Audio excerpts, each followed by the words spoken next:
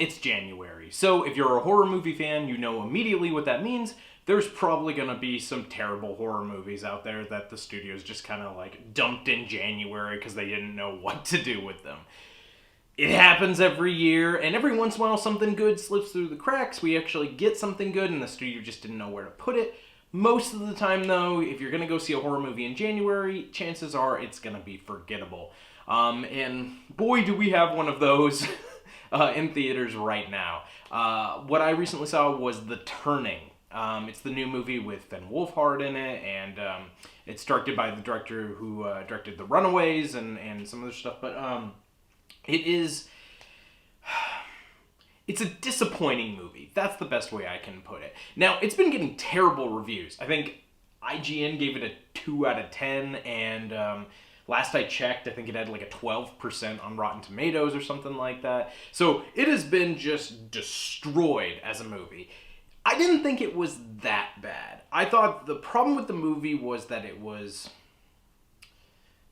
mediocre. That's really what the movie's problem was that it looked like there was a good story to be told. It looked like there was a good movie within it, but either from studio, interference, or, maybe just a lack of clarity or something like that, we kind of got a mess of a movie that is just average on best, and that almost makes it worse. If it was absolutely terrible, like all the reviews were saying, you could at least be like, wow, how did that happen? But with this, it's just kind of there. It's just kind of average. In case you haven't seen the trailers for The Turning, it's based on the old, I think in 1898, something like that, book, The Turning of the Screw. And this is a modern retelling of it. It takes place in the 90s. The soundtrack's actually really cool because of a lot of the 90s music that they put into it. But it's about in this version, it is a teacher. I believe the main character's name is Kate. Think. Not 100%. It's been like a week since I saw it. But Kate has been asked to come in and be what they would call, back in the 1900s, a governess. Basically what she's there is to be a live-in teacher and teach a very wealthy little girl whose parents have tragically passed away, died in an accident. And she's there to teach her. Meanwhile, while she's there, the little girl's older brother, played by Finn Wolfhard, comes back from boarding school, and there's a lot of crazy stuff that happens during the movie. If you've seen the trailers, I'm trying not to spoil any major twists or turns in case you do want to see it, but if you've seen the trailers, you know that there is possibly something supernatural going on, possibly it's just all in her head. We're not 100% sure, and that's kind of where the movie falters the most. It feels like, when I walked away from this movie, my big thought was, this feels like an editing issue. This feels like a movie that was shot to be a very specific, slow burn kind of horror movie that escalates as it goes, but either the studio or the producers or the editors, someone looked at this movie and went, this isn't scary enough. This isn't, there's not enough things to get people in seats, to get people to jump, to get people to be frightened, rather than just letting the movie kind of be. And you can tell that because there are some scares put into the movie early on that don't really work with the tone of the rest of the movie. At first, when I saw these, I was like, okay, cool, it's going to be like a jump-scared-filled movie, and it's really not. I mean, there are some jump scares, but the problem is, the way that these jump scares are set up early on, they don't fit the rest of the film. They don't fit the tone. They just don't fit, and they're not scary. So on top of it, they're just jump scares placed in there to get the first 10 minutes of this movie, to get the audience, because the movie's PG-13, you're probably going to get a bunch of people who are, either younger, or, oftentimes that happens in January. You get the PG-13 horror movies, so that way the younger crowd can come see it, and the studio can make some money off of a movie that they don't feel like is going to be particularly good. And so you can tell that these jump scares were put in there to kind of get these kids, or get whoever, people who don't really go to horror movies, but they want to see a PG-13 one because they think it's going to be less scary, get people to jump in their seats. And they don't work. They're not effective. They don't help the story, and actually they make the story more confusing. Without spoiling too much, the jump scares are set up in such a way to imply that there is something going on, because there are jump scares that happen in the movie when characters aren't looking, when characters aren't in the same room, and they're kind of like supernatural things. And the whole story is, again, is Kate under all this stress because of the way that these kids are behaving, or is there actually something going on?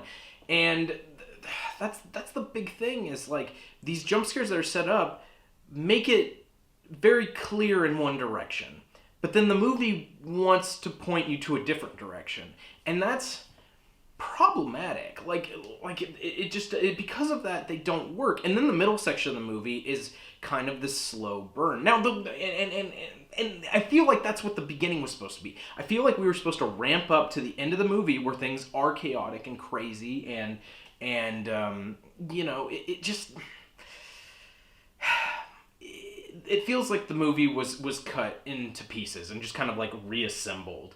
Not that the plot doesn't, not that the plot's convoluted or anything like that, but it feels like, well, we need scares early on, and we've got all this stuff at the end, but what do we do with this middle section? I guess we just let it be. I mean, the movie's only like an hour, 39 minutes, I think, with credits, so add 5 minutes of credits, it's a little over an hour and a half, and yet it feels like it kind of drags, and that would be okay if that's how the tone of the whole movie was, but it's not like that. Now, there are some good things about this movie. All the performances are pretty solid, actually. The little girl, I can't remember her name either. Apparently, I'm just forgetting everybody's names today.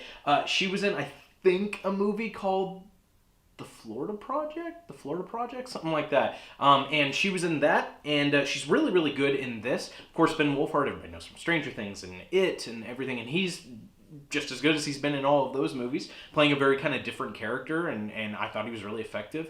Everybody, there is there's really only a handful of characters in the movie, and there is kind of like the old, how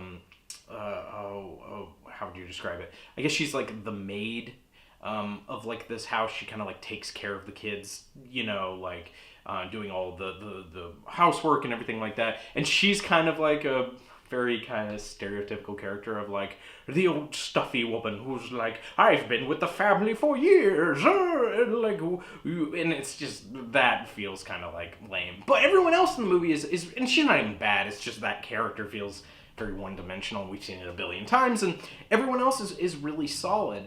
And honestly, there were moments of this movie that I was digging that were actually really atmospheric. There are scenes in the trailer.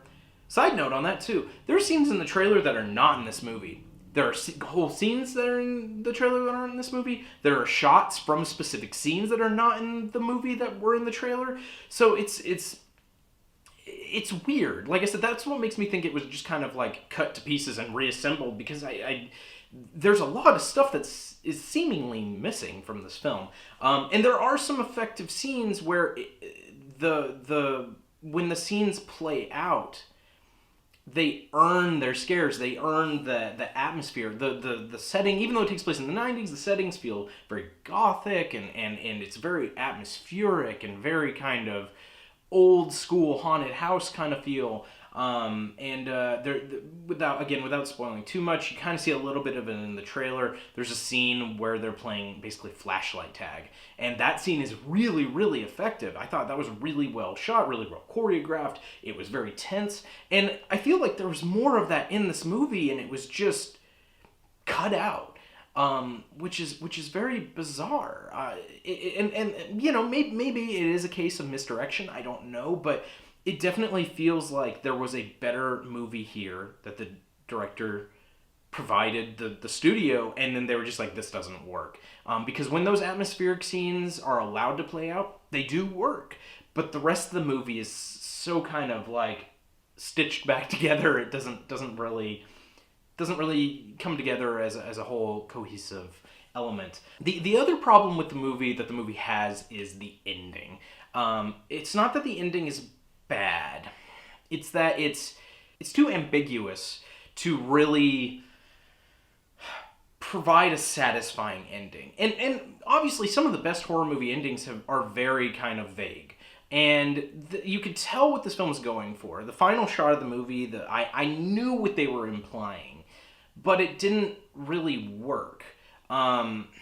again, that's kind of hard to talk about without spoiling it too much, but basically it provides multiple kind of moments to end the movie on and kind of just let you go, well, you decide. And that doesn't really work here. Now, doing some research, I've never read the book myself. I am familiar with the story, and doing some more research on it, I looked it up, and basically what happened is that the book has a very definitive ending, but then scholars started implying that maybe there was more to the ending than, meets the eye, than meets the words on the page, that there was something deeper to it.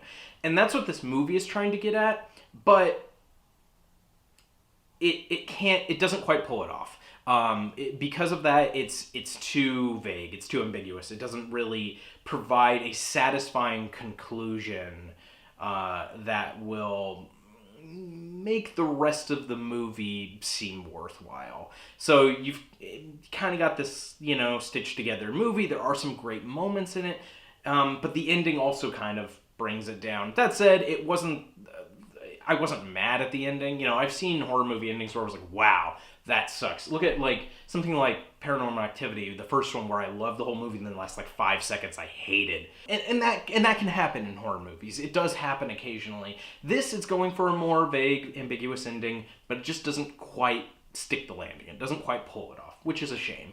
I do think that there is some stuff we're seeing in this movie. I do. I honestly do. I don't think it's the complete disaster that everyone has made it out to. However, I would not recommend this, to seeing this in theaters, which is a shame. I do think there was something good here. The other problem with the movie is some of the effects are terrible. Again, you kind of know it's a haunted house thing, so I don't think it's spoiling anything to say that the characters do see supernatural stuff at times, and the ghost effects in this movie are... it's stuff you could have done in After Effects 10 years ago. It's really bad. Really, really poorly done. And I almost wish they just didn't. I actually think the movie would be more effective if they didn't add that stuff on. If it was just... you just saw these characters as people, as figures, instead of these weird, floaty, ghost-looking things that they added that looks terrible. I think it actually could have been creepier and more effective to not have that stuff added on. Again, maybe that was a directorial choice, maybe it was a studio note, I don't know. Ultimately, The Turning is the worst January horror movie I've ever seen. No, it's not. But is it great? Not by a long shot, no. I think there is good stuff there, and I think if this ends up on Netflix or Hulu, or maybe you are looking through Redbox and you can't find anything and you see The Turning's there for $1, it's worth wasting 90 minutes. It's worth it for some of the performances, some of the atmosphere, some of the scenes that do happen in the movie. But overall, it just doesn't come together. Maybe, who knows, maybe we'll get a director's cut. Maybe there is a better cut of this movie out there that kind of tells the story that in a more artistic way versus a very studio way. And that doesn't always work. I mean, there are very slow burn horror movies that I think are not effective because of that. But I do feel like this is one that would have benefited from that. Would have benefited from just kind of letting the movie play out. And maybe it wouldn't have been what audiences were expecting. They were maybe expecting more of a standard horror movie. But I actually think you would have gotten a stronger movie. Would it have been great? Probably not. It still probably would have been an okay movie. But it just would have been more effective than what we ended up getting. So The Turning, wait for Netflix, wait for Hulu, wait for a time you don't pay anything or pay very little, and then maybe give it a shot if you're bored one afternoon on a stormy evening or something like that, and you want something kind of old school horror. Then it's worth checking out. If you want to check out more videos on this channel, definitely take a look at some of the things we've got. If you're new to the channel, I've got Fright Films, which is my horror movie review show, where I sit down and I talk about old school horror movies or old school, TV shows or things like that. And if you want more reviews like this, you can check out Impromptu reviews. I've got all kinds of movie reviews up on the channel. I've also got food reviews. I've got all kinds of stuff. So take a look around. If you like it, please subscribe. Click the bell to get notified, as all the YouTubers say. And I'll see you in the next video. Bye.